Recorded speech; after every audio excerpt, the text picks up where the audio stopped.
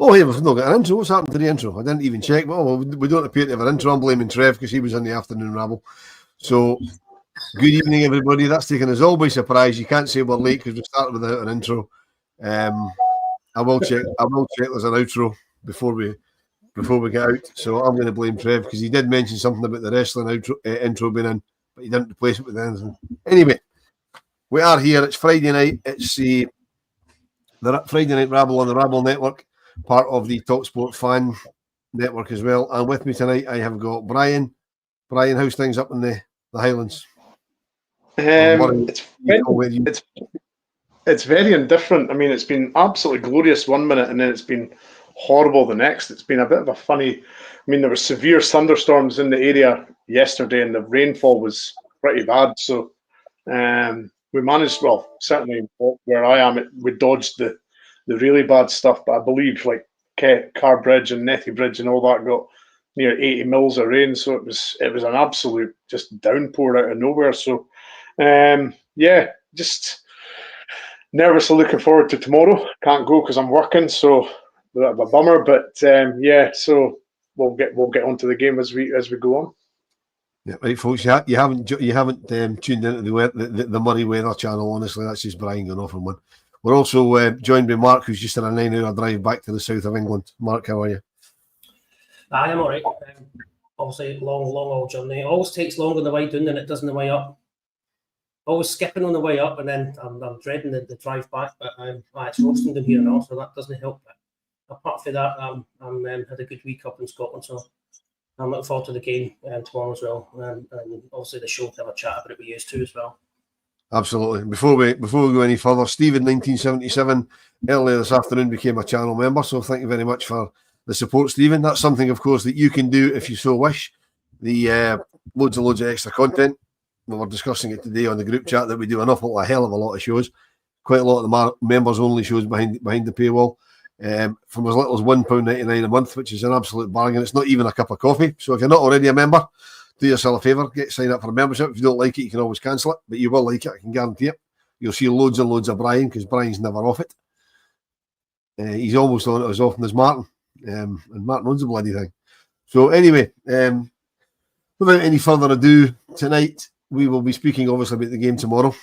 But before that, I'll have a wee look back to Tuesday night. Now, before we start, I bumped into a guy this morning at a vehicle charging station in Aberdeen when I was charging my work van, driving a great big green and white van. His name's Andy, lives in Edinburgh, but good blue nose, watches the show, and I said to him, I'm hosting tonight and I'm going to try and keep it as positive as I can. So Bryan, let's keep this as positive as we can, because I know you're usually a negative Nelly.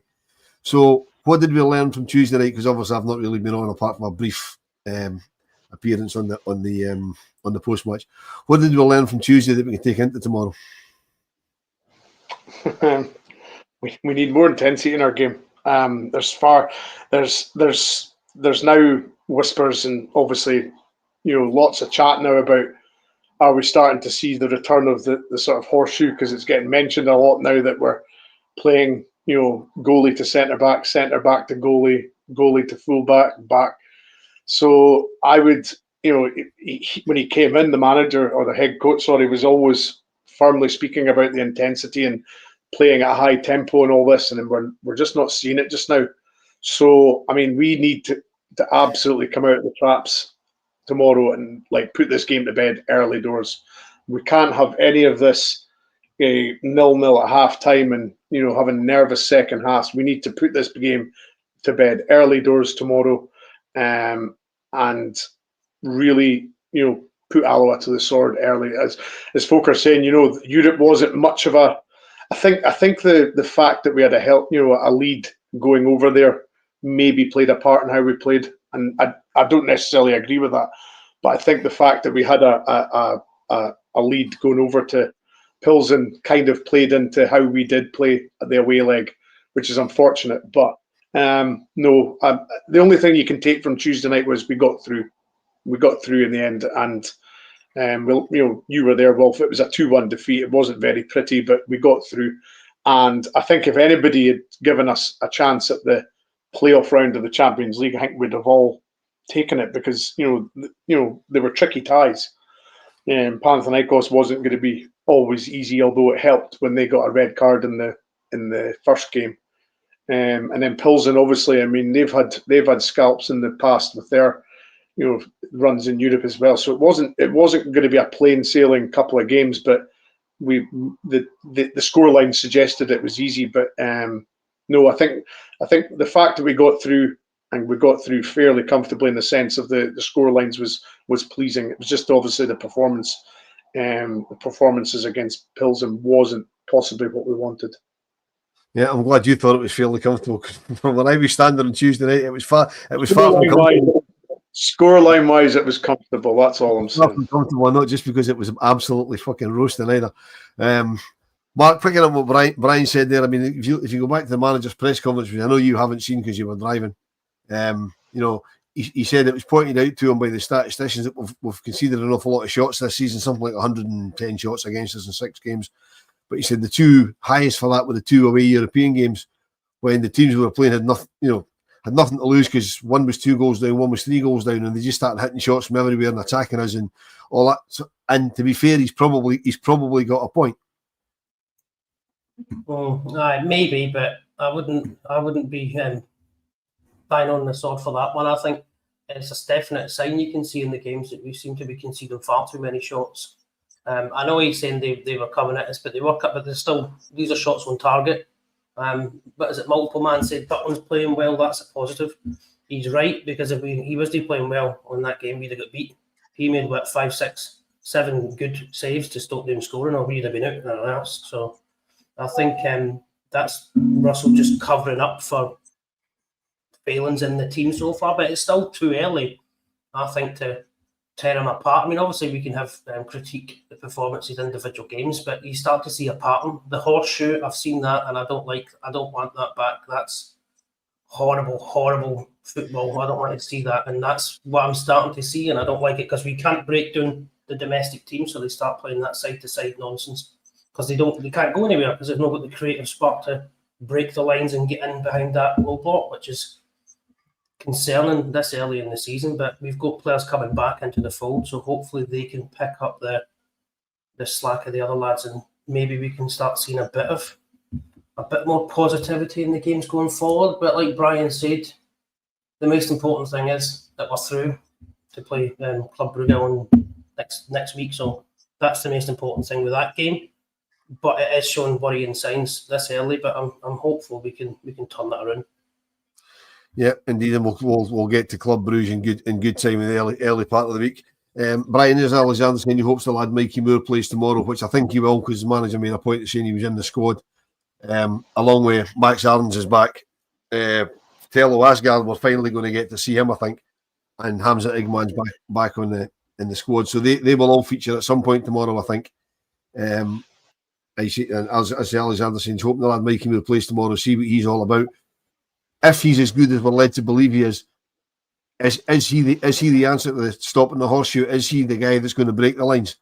As Mark says, we need somebody because there's not enough movement up. There's not enough movement up front. I mean, Dessers is out tomorrow, although the manager says that his injury's not nearly as bad as we first feared, which is encouraging because it looked a bad one on Tuesday night. It looked like a real bad one.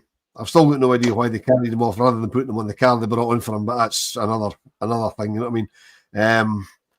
So he won't play tomorrow. It's probably going to be Hamza starting the game, I would imagine. Or it could be, I mean, if you go by the old adage, whoever does the press conference is Neil on to start, Danilo starts because he did the presser. So, but he's not getting enough movement up front for me. So for me, it's got to be Igman with Mikey Moore on one side, and depending on what side he plays him on, one of the other two, either Gassama or Ant-Man on the other side. Yes, I mean, my chat with Theo Delaney, the Spurs guy, he was glowing about him. He was, this is his. They see him as this is his make or break sort of loan, and they want him to come up here, absolutely stroll it and do the business, and then go back to Spurs and be ready for first team football. So that's what Spurs have got planned for him. They don't have another loan planned for him. They expect him to come up here, do the business, goals and assists, and then go straight back down to Spurs and play EPL next season. So Spurs have got obviously high regard for him and big plans for him. So I think the Rangers fans can be quite rightly excited. I think he's a winger of quite tricky, very pacey. From what Theo was saying on the Spurs chat, he's going to be very direct. He's going to take on fullbacks. He's one of the sort of shining lights in the sort of English lower tier, sort of under 18s, sort of 19s level. So this is a make or break season for Mikey Moore as far as the Spurs contingent are concerned. So it'll be exciting to see him. Tello Asgard as well. It'll be exciting to see him. Again, the Wigan guy was very glowing about him, and we got him for not very much money. We didn't pay tremendous amount. I think a lot of these English teams, when they get somebody like that, they expect the big bucks to come in and the big teams to sort of pay over the odds, and sometimes it just doesn't work out that way. And then obviously Hamza coming back is going to be a bonus because we've missed his box of trickery, his, I would say, unpredictability. I think that's one thing you can say about Hamza. He's very good at. You don't quite know what he's going to do, and I think that's something that a defender doesn't like. A defender likes to know what he's going to come up against, and Hamza Gaman does. You just don't know what he's going to do. He's so tricky. He's so skillful. So that'll be a bonus. I think it'll be great just to get these guys minutes in their legs. Give them a good 55, 60 minutes. Just get them a good solid half, and then a few minutes for the second half.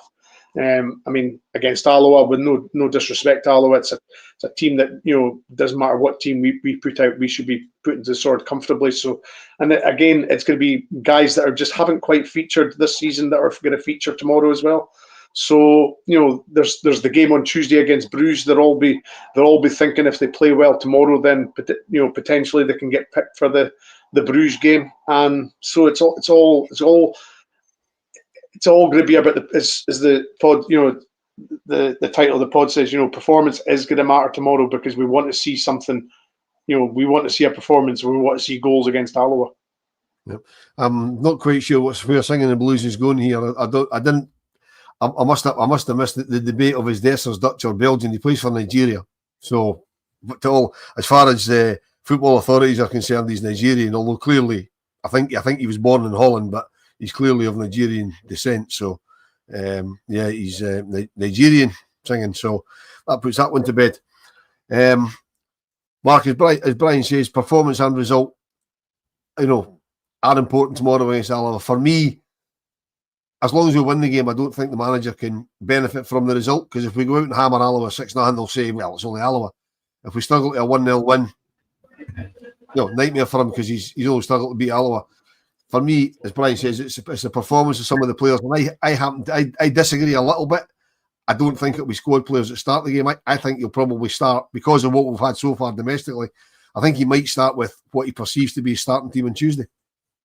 No, I think that's the best way forward. Go with your strongest team, or the team you want for Tuesday. Put Alloa to bed, and then make subs in the second half if that's what you want to do to give the lads minutes. I said that before in a previous game, and he done the total opposite. So I don't know what he's going to do, but that would be ideal for me, because I think we do need a performance tomorrow, especially it's domestic opposition, and we've looked poor against them. So I think we need to get a good performance. Obviously, we need to get through, so we need a result as well. But if it's a 1-0 scrappy win, I think there'll be more questions.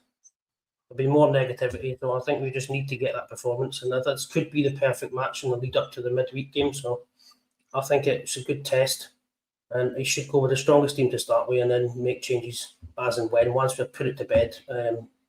That's how I would see it. And the new lads that have been injured that are coming back, put them in on the second half. Once we've done the business, get them some minutes in the legs, and then make that decision for the European game during the week. So I think this is the perfect game, but I definitely want to see a performance. I won't be happy if we just win a victory 1-0 and they're like on top of us and getting loads of shots popped and going. I don't want that. I will not be happy with that. So I want the performance as well as the result tomorrow.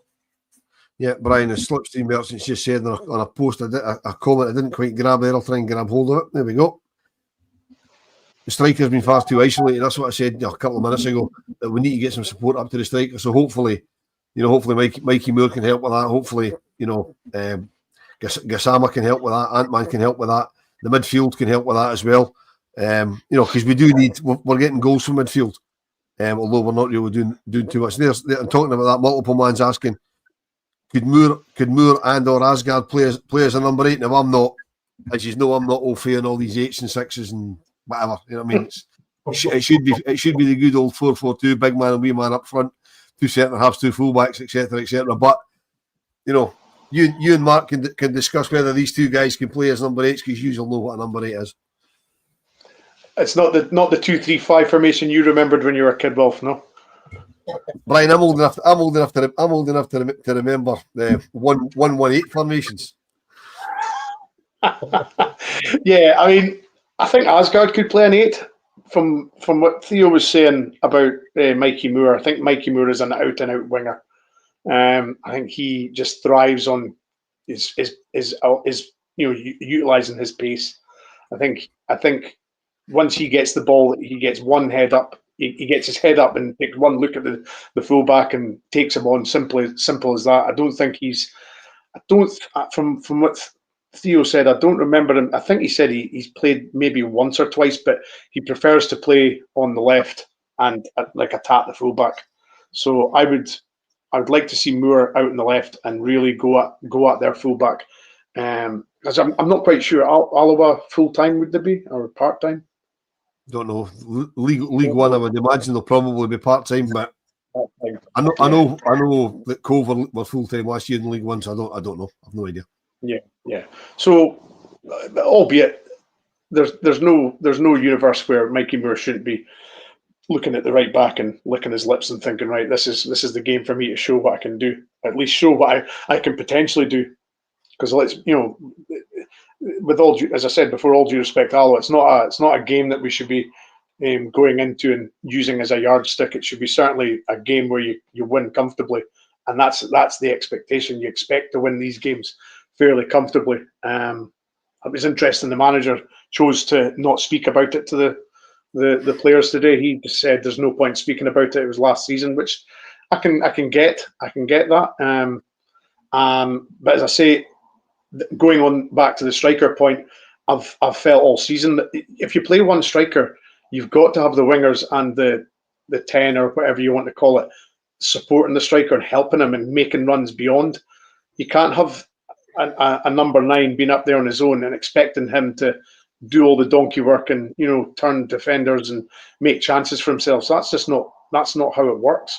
So we need wingers and midfielders to really chip in here with assists and goals and take the pressure off. The Gassama goal, I believe it was against Pilsen, when Dessers laid it off and Gassama went in, and it was a great goal because Dessers was ready for the 1-2 and Gassama made the run. So that's what we're needing. We're needing the wingers to get involved and the attacking midfielders to chip in, because that is a part of the Czerny aside.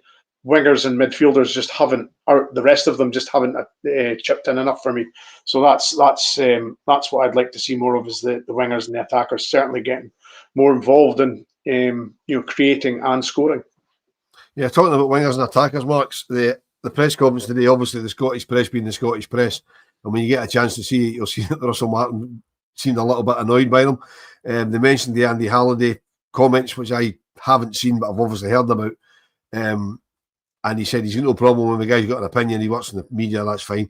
But the only thing he did tell him was that he says, at no point have I said we play with inverted fullbacks.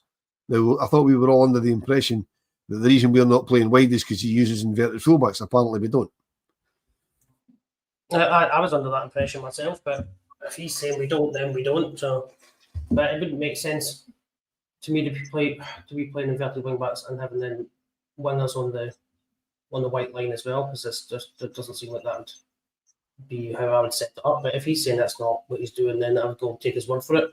But then we were playing inverted. Well, we had Aaron on the left, so he was playing out of position. So I think it's just a chess game right now, because he doesn't have the players that he wants in the position. So I think he's just making do with what he's got. So I don't think we're going to see his proper system until he gets the lads that have been injured or come back, the new lads that he brought in. Asgard, Mikey Moore, he's back in as well. So once we get these players in, and then he gets whoever else he wants to sign, then we can judge him after a few months. I think is probably the best way to go. But I mean, the press are going to say what they're going to say. You know what it's like in Scotland. It's like a goldfish bowl. So they just regurgitate the same stuff over and over again. Yeah, I mean they did. I mean, I had a serious issue, Brian. I think I put it in the group chat where we're ramming Barzwan at the press today when he was asking Mark. He was asking the manager about the injured players, and he said, "Well, Aarons, Moore, Asgard, Eggman, all in the squad." And he said, "What about Jefty?" He said, "Well, Jefty's not injured." He says, "No, yeah. What about Fuchsia?" He says, "Well, he's not injured." He said, "Well, what about Mendy?" He says, "Well, Mendy's not my player. What do you want me to say?" I mean, that's Scottish player. He did seem a bit upped about that when I watched it. Yeah. I did catch the first half before, obviously, I jumped on here. But he didn't seem to like that line of questioning at all. You shut that right down. He seemed to be a bit pissed, if I'm honest. Yeah, which is nice to see. At least he's getting. Yeah, I'm quite glad he's actually working out the press already, and he's sussing that they're asking stupid questions, and he's asking about a player that he said, well, he's not even my player, so why am I going to speak about him? He says, well, you're interested in signing him. He says, well, the club will announce things when he's our player, but he's not our player. So, but I'm glad he's sussing it out already, and treating them with the the contempt that they deserve. Because let's be honest, you really don't have to be a member of Mensa to be in the Scottish press, do you? No, you certainly don't. And talking about players that aren't ours, Brian, where are we going with the left back? Because the Smoke McGraw says Robbie Fraser permanent deal with Dunfermline announced about 45 minutes ago. They must have known that we were going a bit later than usually on a Friday, back to the 7:30 slot for a Friday night. So Robbie Fraser announced he's going. The big word on the street is that Yefty's going away for £6 million, which, by the way, for my tuppence worth, if we can get £6 million on anything close for Yefty, we snap their hand off and say, there you go, where's the plane? Yes, but you've got to have somebody coming in to replace that. There's no point in letting Fraser go, potentially letting Jefty go. Ridvan is off the radar completely, and we've got nobody else. You've got to. It's not as though we haven't been speaking about this left back situation for a couple of days. We've been speaking about this left back situation since last season. We've known about this problem area for a long time. Ridvan wasn't a reliable fitness wise.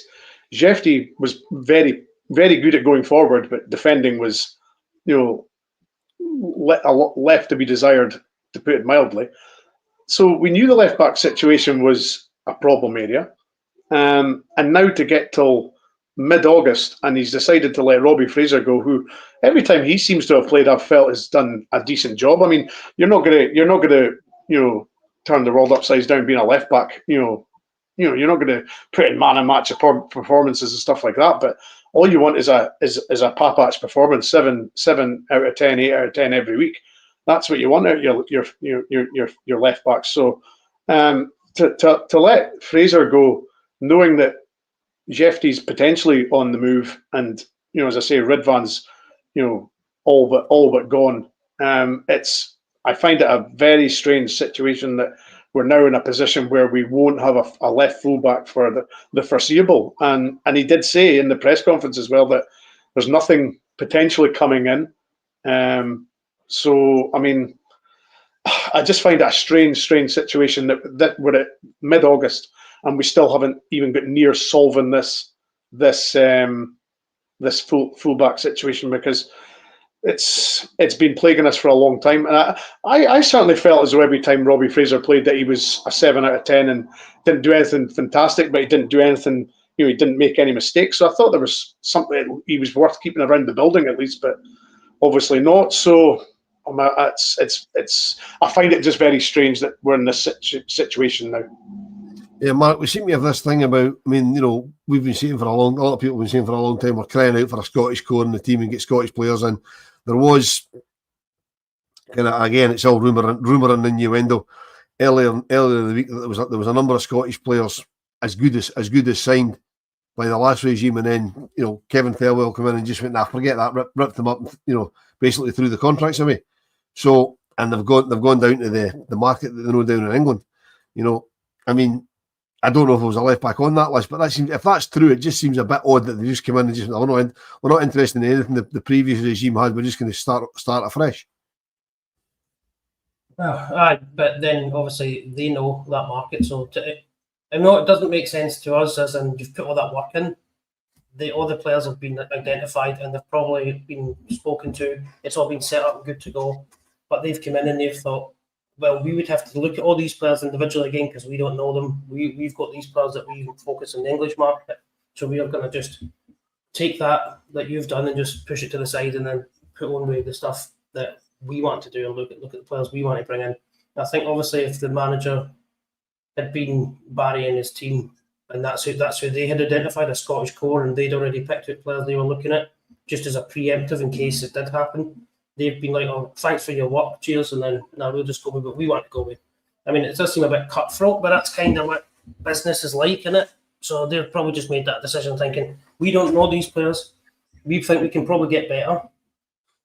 Because obviously they're not Scottish, so I don't know how much they value a Scottish core like we do. And we want that in the team, that identity of Scottish players. I don't know how much they value that as recruitment staff and as the new owners. I don't know. So it's one of them. I understand why they've done it, but I would have liked to see a few more of the better Scottish players that we have in the league coming in. But obviously that doesn't appear like that's happening there. It seems like they're going down a totally different route. Bryan Mark makes a very good point about about the new guys coming in not knowing anything about the Scottish players that are identified. But to me, it seems a bit, just to try and play devil's dick advocate on this, it seems a bit they've been stuck with a Scottish player that we signed on a pre-contract from Dundee that had to come in anyway, and Lyle Cameron. He's come in, he's hit the ground running. In the last two games, he's arguably been our best outfield player. So would it maybe be worth him taking a punt on one or two of the players that had been identified? Given that Russell Martin said he spoke to Barry Ferguson, they would have discussions with, other coaches before they left. Yeah, I mean, who'd have thought Lyle Cameron would have worked out at Rangers? You know what I mean? Whoa, my gast is flabbered, if you know what I mean. I mean, Mulligan from Dundee was the one that was pretty much all but signed or was sorted. And as you say, when the new regime came in, they ripped that up. And, the guys that watch they do the Scottish football pod on here, sort of cornering the guys. They were saying that this guy was going to be he had a great engine in him. He could play defensive mid or right back. He could play multiple positions. So that he was going to be a good signing for us. So it's strange how. Well, it's not strange for me, but it's again, I've been going on about this snobbery in Scotland for a long time. We don't sign guys from Scottish clubs because we deem them not good enough. They're not from one of the bigger clubs in Scotland. There's Lyle Cameron now, turning it out and scoring away in Europe and tearing it up. So we've got to start getting this sort of we're signing a guy from say Livy or Dundee as it so happens. We've got to start getting this out of our head that they're not good enough to play for Rangers if they're playing for them. Well, the lad Penrice, we should have signed him from Livy. So he went to Hearts. Now I believe he's away on somewhere else. So it's just it's we've got to get this out of our heads. And AJ makes a great point. Just going back a little bit, Wilf. If Tav or Aarons, something happens to them in the next couple of games, that's our only fullbacks now. We've got really nobody else. So if something happens to one of them, we're really in dire straits then, aren't we? Well, hold that thought, because you don't want me to mention him, but James Cameron has put it in the chat. Mark, Kieran Dowell's left-footed. Will Russell Martin try to shoehorn him in at left back? No. One word, no. I don't see that, mate. I think that would be a really, really bad move. But who are we going to put in? Who are we going to put there? It's a genuine question. If they go, we're left with no left backs who's actually going to go in that position. No one's mooted to come in. So it seems like a really short-sighted decision to let everybody go from the left back berth and then have move Aarons across, and that's it. And then if he Bryan, goes off injured, then who have you got to cover them? No one. Brian, do we phone Australia and get Stuart Monroe back? I'll tell you what, he was as reliable as anybody, Wilf, wasn't he? I mean, what a fullback he was. Loved him. I absolutely loved him, mate. Incidentally, what's coincidental about that name coming up?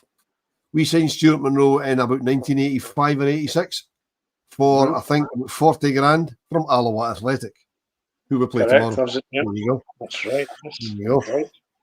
And he played for 6-7 seasons, was it? Graham Souness brought in countless left backs to replace Stuart Monroe, and he couldn't get rid of them. He brought in big signings. Stuart said, I'm staying. I'm still here. Great player. He only left because he knew we paid £1 million for David Robertson, and well, he's playing. I'm out of here. And he said that himself. And while we're on the subject of left backs, multiple man said it wasn't Oliver Goodbrand a left back. It's a colour left backs. We had no chance of keeping Goodbrand. He's gone to Newcastle for more money than we can afford to pay a 17 or 18-year-old. So there's absolutely no chance we were ever keeping Oliver Goodbrand. So it does appear to be a cult of left backs, and as you guys are saying, it's absolutely mental that we don't have a replacement. It's going to have to be a left wing back. Is that left wing back, Brian, possibly going to be? Well, it's not going to be Kieran Dowell, right? Let's be honest, right? Is he going to try and use Gassama as a left back? Is he going to do something with Mikey Moore? You know what I mean? How's he going to fill left back tomorrow, and then more importantly Tuesday? I don't know. This is my worry now. We're really into dire straits now as far as the left back situation. I mean, does he play Jefty with the potential of the move happening? I mean, and then something happens to him and the move's off. I mean, it's really bad that we've got to this point. We shouldn't be in this situation. This is not, as I said before, this isn't a situation that's suddenly cropped up.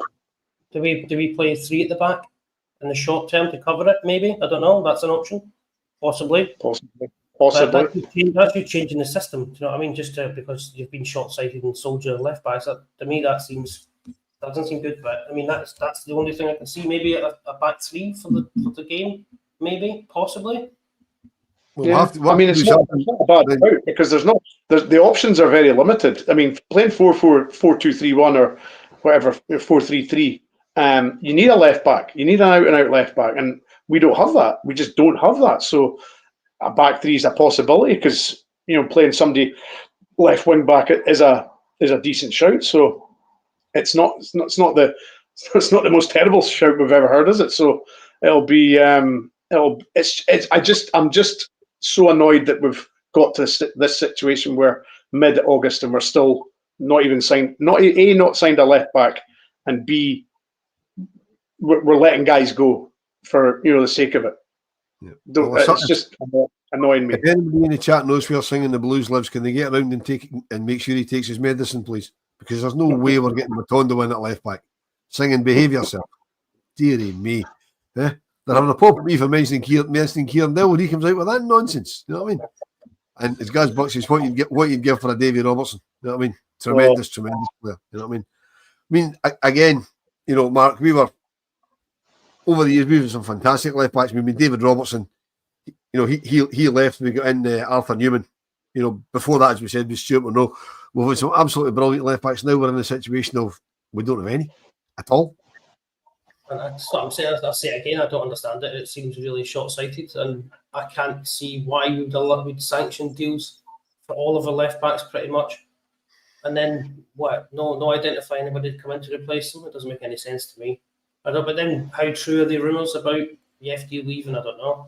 How true is it that Redman's leaving? I know he's nowhere near the squad and the team, but is he actually on his way out, or is he? I don't know what's going on with him. So, on paper, we've still got 2 left backs, but it looks like we're going to have 0 left backs by the end of the week. So, by the end of the weekend, sorry, they start next week. So, I don't understand what's going on unless there's a left field left back that they're looking at bringing in right now, and we don't know nothing about it, and he's going to turn up on Monday and then play in the game midweek. I don't know, but I don't know. It's a bit of a weird one to me. It seems very, very short-sighted. Yeah, I mean, the FD rumours, Brian, you know, they're very, very strong that he's leaving, going to Palmeiras for £6 million. And if we can flip a guy we paid 400 grand for £6 million, that's how it's supposed to work. And the fact that he's been taken out of the European squad tells me that he probably is away early in the week. Yeah, I mean, there's lots of guys who are in the know transfer wise on X or Twitter, whatever you want to call it, who are, you know, quite vociferous in saying that, you know, Palmeiras and Rangers are in advanced talks, and it's, you know, it's going to happen sooner rather than later. I think it was €6 million rather than pounds. So, you know, it'll not be far off 5.5 mil. So yeah, that is the way it should be. It should be done. Buy cheap and sell big. So, but it still irks me that we're in a situation, as Mark's just saying there, we've actually got no left backs now, none at all. And even though we signed Mendy, you know, he's coming in days before a Champions League playoff game. I mean, it's just mental that we're going to play a guy potentially his first game for Rangers is a massive European Champions League qualifier playoff game. It's just it's beyond stupidity for me. It really is. This should have been addressed way long ago. Well, talking about addressing it, singing the blues obviously knows more about the previous careers of Rangers players than I do, because apparently Cortes plays left back for a while against Borough. That would be out of the pub. He's not in the European squad either now, so there's absolutely no point even addressing that. And Slipstream Merchant Diamonde played left wing back at Nordsjælland. Mark, that's probably not the daftest thing you've ever heard, because Diamonde really isn't doing it in the midfield. So if he has ever played at left wing back, it would be a possibility if we did go 3 at the back to stick him out there. Could be, but then you're like clutching at straws and trying to put square pegs in round holes again, like I said on a previous. I don't understand what's going on, man. If this professional businessmen have taken over the club and we've got in the infrastructure that knows how to do it right, why are we doing the complete opposite then? That doesn't make sense. I just don't understand it, to be honest. I don't know. Are they just, a bid comes in, they'll just accept it? Oh, we don't have any left backs, though. I don't worry about it because we need the money. We'll take that money in and then we'll sort it after. So we'll put him there. He can play there for a game. How much is that game worth next week? Well, the next 2 legs. How much is it worth? 40 million. And we're willing to mess about with it and go into it underprepared. Missing key players in key positions because we want 3, 4, 5 million quid. I don't understand it. You get that, you need to give yourself the best chance of winning that game to get through, and then you get the spoils from that. And then we can look at moving a player on. It's a week. I mean, is the club's not going to wait a week? Can we not get somebody in if we not got all this pre-planned?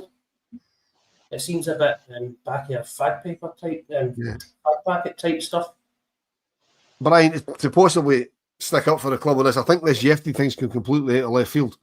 Mm-hmm. I mean, the manager said that he's got a lot to learn. He's only a young boy. He's got a lot happening with him. But it sounded as if he was going to give him a shot, and he gave him a shot, and then all of a sudden Palmeiras were coming in with a £6 million bid. So that seems to come out of the blue, certainly as far as we're concerned. So it might have caught us a little bit on the hop, but it's still, as Mark says, it's still a bit of a dereliction of duty that they don't have a left back lined up to come in. I mean, there's Kieran Mowat throwing up another name. Max Johnson's a shout now. I know we've been linked with him in the past, and I'm sure I read the other day that he was available. I'm not sure if it's on a free or because he's out of contract, or if it's minimal fee because he's nearly out of contract. And I can't remember where he is. I know he's abroad somewhere, but do you know anything about Max Johnson? Do you know it's Sturm Graz? That's where he is. He won the league 2 years in a row with Sturm Graz. I knew you would know.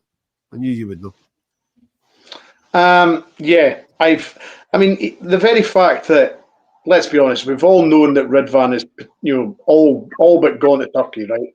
That move's going to happen. It's just a matter of when. That still left us with just one fullback. I mean, if they've decided to let Fraser go now, they must have known ages ago that he was going to go as well. So, it's, as you say, Wilf, it's a bit of dereliction of duty in the sense that, we've not signed a left back because Ridvan was always going. Okay, as you said, you can cut the club a bit of slack with the bid for Palmeiras because it's came out of nowhere. So you can cut them a little bit of slack in that regard. but we should still be on top of this situation and at least having somebody coming in way before this to combat any potential, outgoing that was going to happen. So no, I still find it bizarre that we've allowed it to get to this situation where we haven't got an absolute number one fullback starting a Champions League playoff on Tuesday night. It's blowing my mind. It's really, very, very strange. Yeah, I mean, going back to the brief chat that we had there about who we could bring in. Super chat here from Gaz, always a great supporter of the channel. Gaz, thanks very much for that, my friend. We don't sign players from Scottish teams unless we're getting them for nothing. Rangers don't want to give them their money. I think that's a fan's opinion. I don't think that's the club's opinion, because if it was, we wouldn't be selling players to the market. I wouldn't have thought. I get it, because there's been other comments here. I remember what happened in 2012 and all that, and I know it's all water under the bridge, and we'll never forget it. But sometimes you have to look beyond things and bring people in that we need for these positions. I mean, there's got to be players that we can bring in from. I mean, we said ourselves earlier. We've said it constantly. We should have signed Penrice last year when he left Livingston. But if for no other reason, the Hearts got £2 million for selling him on. You know what I mean? That's the sort of thing we should be looking at, getting in young Scottish players instead of bringing through guys like Fraser. I'm assuming we'd have got a couple of quid from Dunfermline for him, but it won't be a lot because of his contract situation. And we've got Adam Devine going out for a song. All these guys that we are bringing through and losing. We should be, like we used to do, cherry picking the best Scottish talent, and if they don't work for us, moving them on for a profit. Yeah, Mark. Definitely. I've said it for a while. That we should be. Walter Smith. All right, not all of them worked, but he did try and get a lot of the sort of young Scottish players into the club, and the likes of like Cleland and Boland. Okay, again, they didn't quite work. He tried the boy Bryan. Who was the boy from Morton, the big centre half? Brian Reid. Yeah, he did try to cherry pick. Not all of them worked, obviously. They're not all going to work, but we should be certainly going back to cherry picking the Scottish League. I've said it for a long, long time. Mark, what's your thoughts on the way we do or don't deal with Scottish players? It's probably a case of the fees that these clubs demand for the players probably puts us off maybe a lot of the time. I don't think we don't want to sign them. I don't think we are not giving them our money, because obviously you might need them to buy your players that aren't good enough to make your squad, and then you sell them on to other clubs in Scotland. So I think it's probably a case of the price is maybe set a little bit too high when we go in, or we're just not happy to pay that. We want them at a lower price point than they're willing to sell, because the wages for these players domestically, you're going to get them on a decent low wage, so that's fine. It's not really the wage, I don't think, is the issue. It's probably the clubs are demanding exorbitant fees, like they say, like a Rangers tax is what people say. But I think they obviously overprice the players for us, because they think, well, if we sell them to you for $2 million and he plays good for you for a season or two, you can punt them for 5 or 6, so you've made your money and we've made ours. Whereas we want to get as low a price as possible so we can maximise profit. But it's obviously that model isn't working, or we're not even going in for them because the management team and the recruitment team don't value that market, and they don't see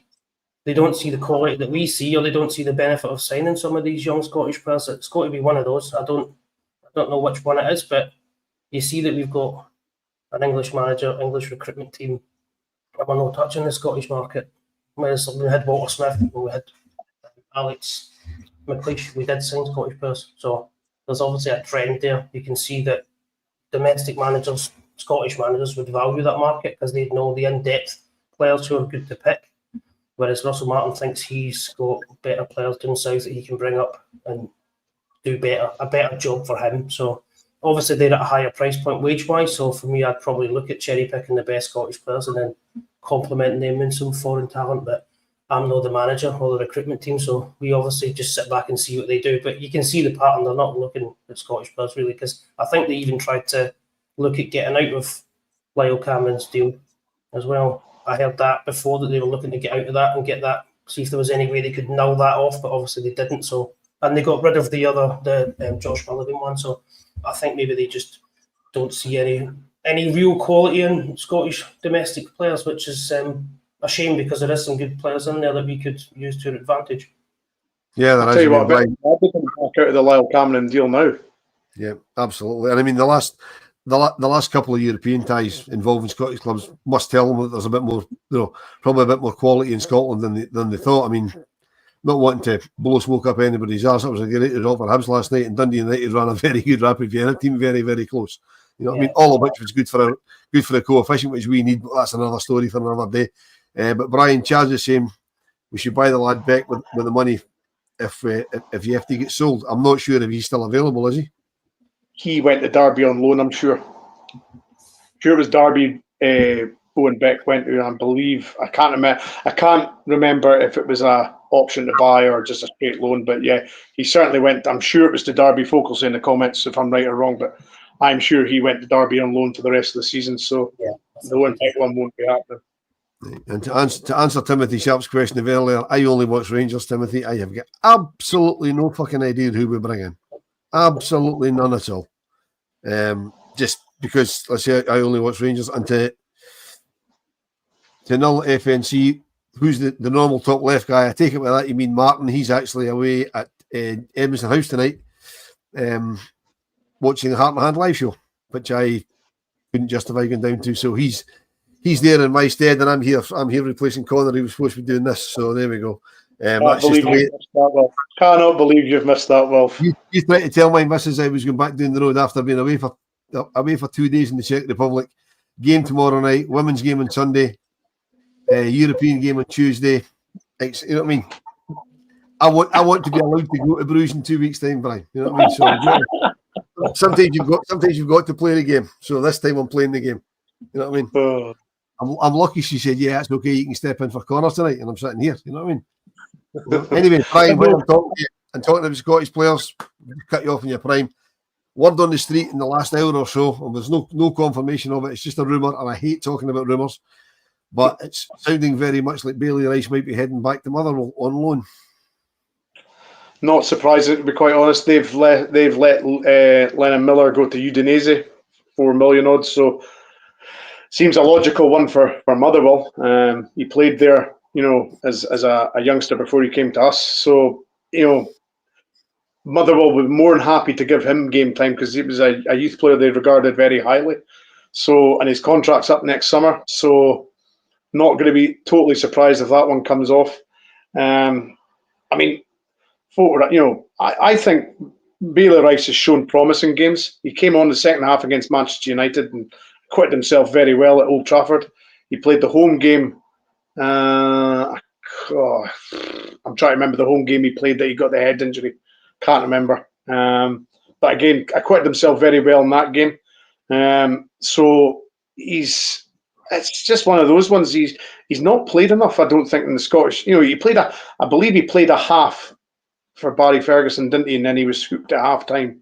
He's played halves here and halves there. He's never got a sort of run of games or consistency where he can sort of say, right, I'm finding my feet now. I'm getting the pace of the game. As Robert's saying in the comments, he needs games. He's a young lad. He should be playing every week. And if he's not going to get at us, Motherwell will be more than happy to get to pick him up. So not unsurprised and slightly disappointed that he's came to us with all this hype and he's barely we've barely seen him. Mark, there's been a few things I've seen online and in group chats and things, comparing them to Alex Lowry. Is that fair? Do you think he's going to end up down that the same sort of idea, ending at somewhere like Wycombe or maybe back at Motherwell, or do you think there's a future for Bailey Rice at Rangers? Yellow cards out. There's a first time for everything. No, I don't think he's got a future at Rangers. If he was going to play, he would have played. He's been at the club how many years now? I don't know. It's three seasons, 3 years. So, and he's had a few chances, but he's had a few opportunities, but he's never really pushed on. He's not impressed the managers that we've had. So, I don't think it's. Unfortunately, I just don't think it's worked out. I don't know if it's an attitude problem like we thought with Alex Lowry, but he had his own personal issues as well. So I'm not 100% sure, but I think it's probably the best place for Bailey to go back to Motherwell because they've lost obviously Lennon Miller, so he can just slot in, and I think you'll get enough game time there because they're not scared of putting in young players. So he might be like there was one before saying we'll be wanting him back by Christmas because he plays so well. He might play well there, but that's obviously because he's playing for Motherwell. I don't think his level is there at Rangers. I don't think, sadly, I think he's not one for us in the future. Yeah, Robert, I think if I remember right, Alec Lowry's at Wycombe Wanderers. I think that's where he went. Yeah. Certainly down to the I'm sure it was Wycombe he went to. And Brian, Slipstream Merchants, and Leon King and Lewis Mayo were also failed by Rangers by not getting games. Lewis Mayo, certainly, we made a mistake in rid of him. He's really ripped up at Kilmarnock. I'd take him back if we could. Leon King, I feel a bit sorry for, as we've said many times before. He played far too many games, far too quickly in that Champions League season. When we played European game on the back of European game, got ripped apart, and he's never really come back from it. And what's done him no favours is that at that time there was loads and loads of rumours of teams coming in from, so Rangers gave him an absolutely whopping salary. And you can't blame the guy for wanting to not take a cut in wages, and the level he'll go to, they won't pay him the money that he's on. No, you're quite right. He was flung in the Champions League because I believe it was Goldson went off injured. He was playing with Goldson against, I think it was Liverpool, wasn't it? And he went off. And then he had to play with James Sands at the heart of the defence. So a 16, 17-year-old lad playing with a centre defend midfielder at centre half. So no, it was certainly more games than I think Rangers ever imagined him playing. So it was a shame. It was a shame that what happened to him. Lewis Mayo is the one that annoys me a lot. He could have easily played first team football at Rangers 100%. He could have definitely, as you say, I believe he went to Arbroath and won Player of the Year there, then went to Kilmarnock, played there, won Player of the Year, and then we just let him go for peanuts. So, it's another one where we should have been at least wanting to keep Lewis Mayo in the building and at least see how he played in the first team, but he never even got that chance. So yeah, there's Slipstream Merchant was saying, that's another one that's went and out. We've lost for next to nothing and could have done a job for us. Yeah, and Mark, just to change things very slightly before we go, Walk-Eye the View, I don't think we've really talked about this very much on the pod. It's what's happened with the new partnerships that we've announced with Wraith Rovers, Alloa, and somebody else. I don't know who somebody else FC is. Yeah, it's still in Albion. Yeah, it's still in Albion. Yeah. Will we be sending players to them on loan? I believe the way it works is we can loan players to any of these clubs, and we can bring them back if we need them, as long as they qualify to play for Scotland. I think I've got that right. Which would beg the question. Maximum of 3 players. I think it's a maximum of 3 we can loan to any one of the clubs. Right. Okay. And it strikes me. I mean, I don't probably need to look into it a wee bit further, and it'll come a bit clearer as the system works through. But I mean, as you understand it, Mark, when it says eligible to play for Scotland, does that mean what it says?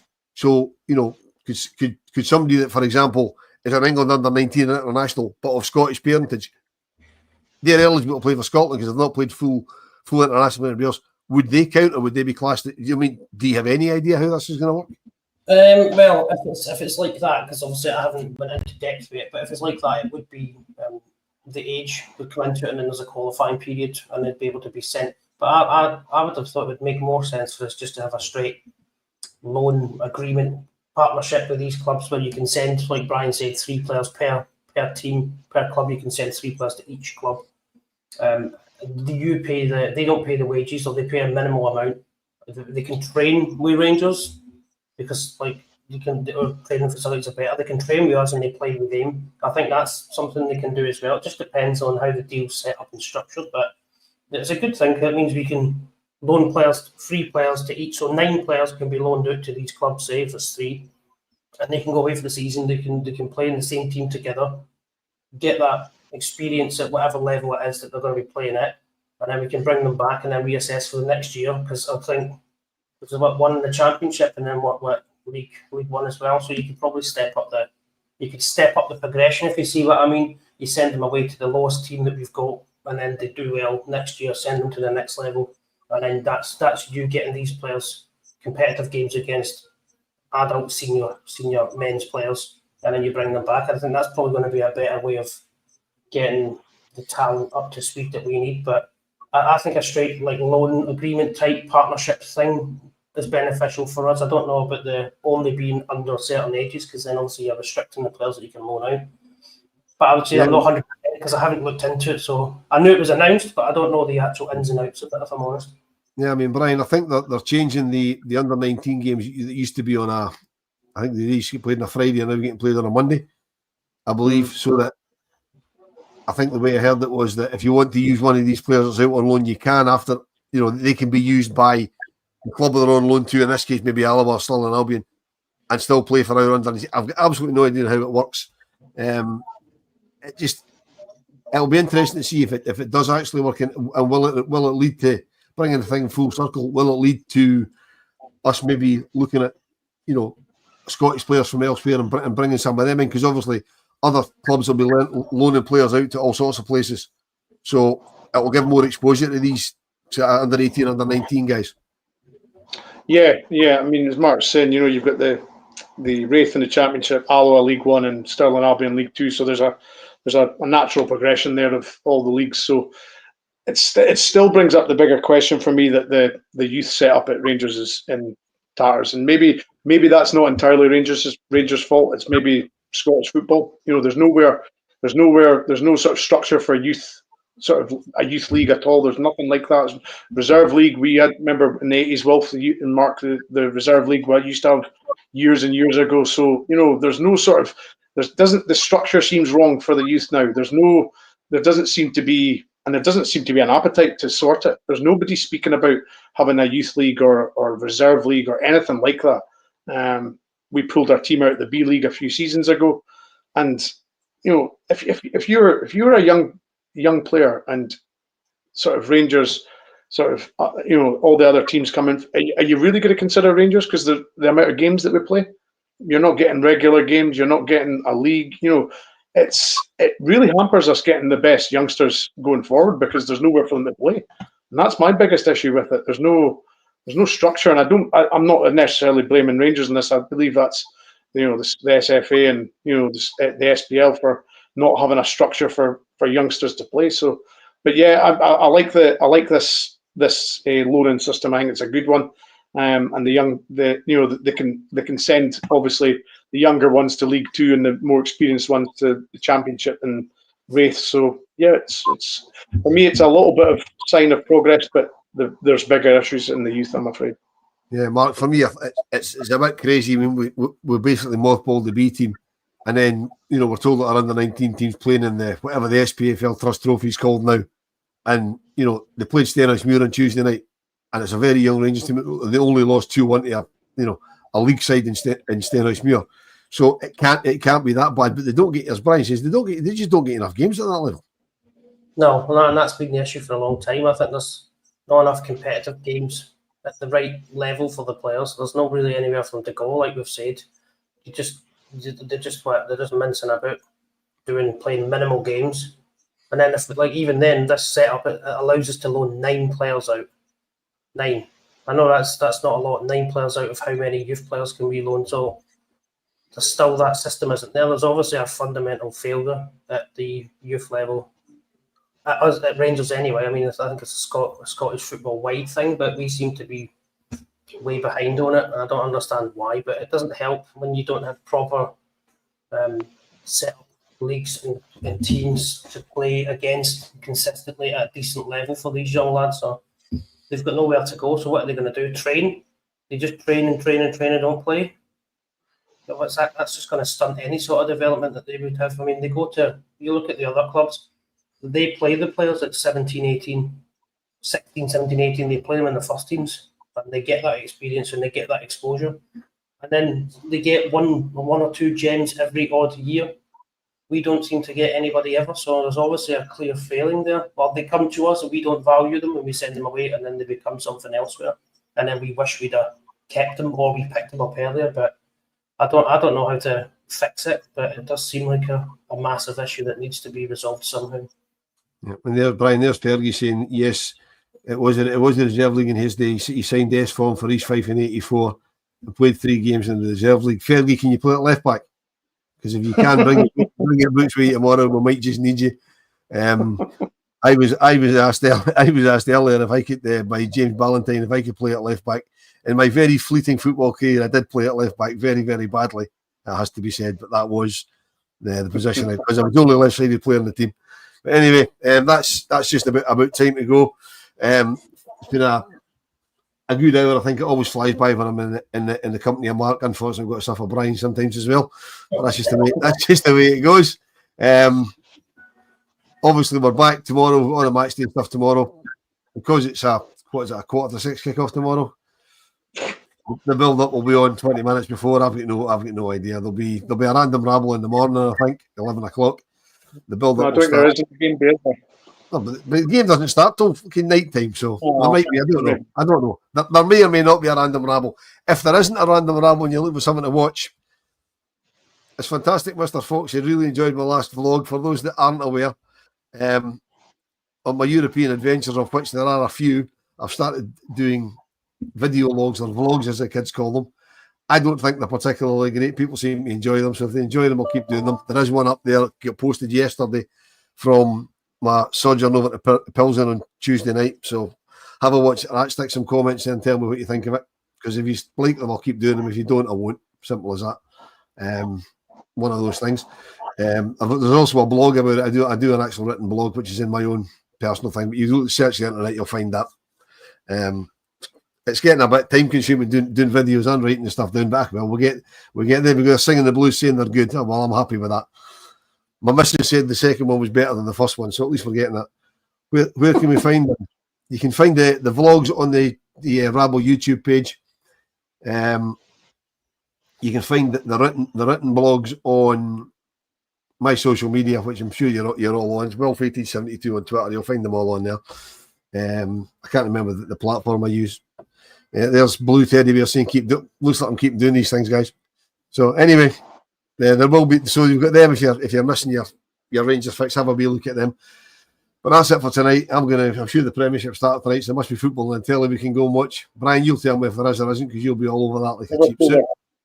Liverpool are currently playing Bournemouth, and the score is 1-0.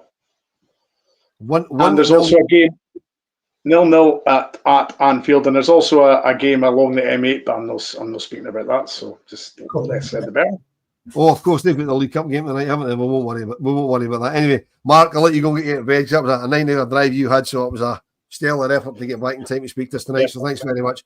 Brian, enjoy your work tomorrow when some of us are going to watch your football. I'd rather be somewhere else, but there we go.